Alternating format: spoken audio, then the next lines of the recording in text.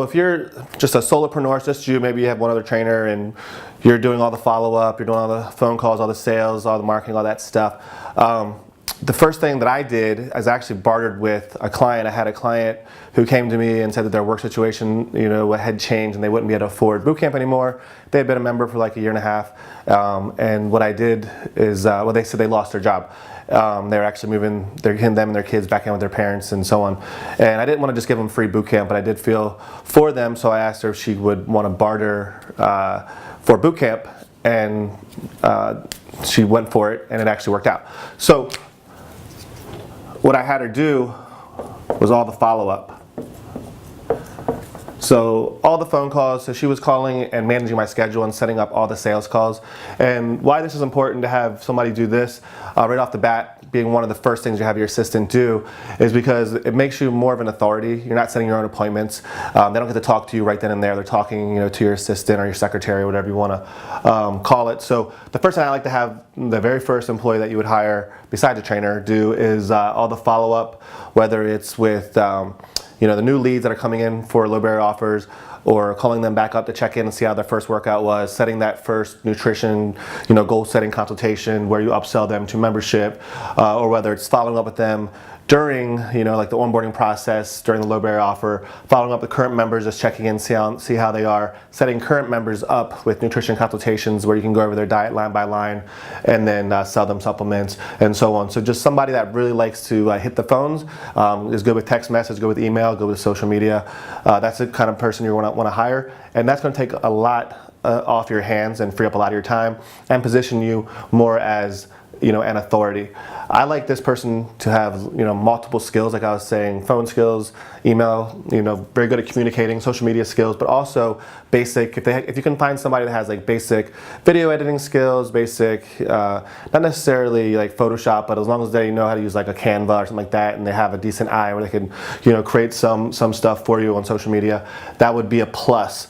And so that would be like the core part of their job. And then after that, what I do is I buy 2 notebooks, exactly the same. Because if this person's working full-time, that's probably not going to be a full-time job unless you have like a ton of members. And if you do, you probably would have hired this person a long time ago. So you're gonna get 2 notebooks, exactly the same. And in notebook number 1, you're going to put your to-do list, everything that needs to get done in your business that day. And once you document everything that you need to do, you're going to go through and be like, do I have to do this one? Can this person do this one? If they can, then you're going to move that over there. You go to the next one. Do I have to do this? Because if it's like you behind the video, then yeah, you have to do it. But you don't have to set up. You don't have to take down. You don't have to hit the record button or edit it or upload it to Facebook or YouTube or whatever. The other person could probably do that. So whatever tasks that are on here that this person could do, you're just going to move them over. And you're going to put like a little, check mark or star so you know that that person is taking care of it. And then when that person comes in, they have their notebook sitting there with their to-do list on top of the things that they do on a daily basis. Because you have, every day they come in, they're going to grab all the first workouts, call them up, ask them how they liked, their first workout, and then set them up with their consultation. They're also going to go through the onboarding, checklist and follow up with everybody that's in their, first 90 days according to the checklist and so on. That's what they're doing every day. They have that. It's set in stone. This stuff changes day to day. And so they come in, they have their notebook with their to-do list. And as they mark this off, I just have them send me a text saying such and such is done. And then I can come over here and put a line through it knowing that it's done.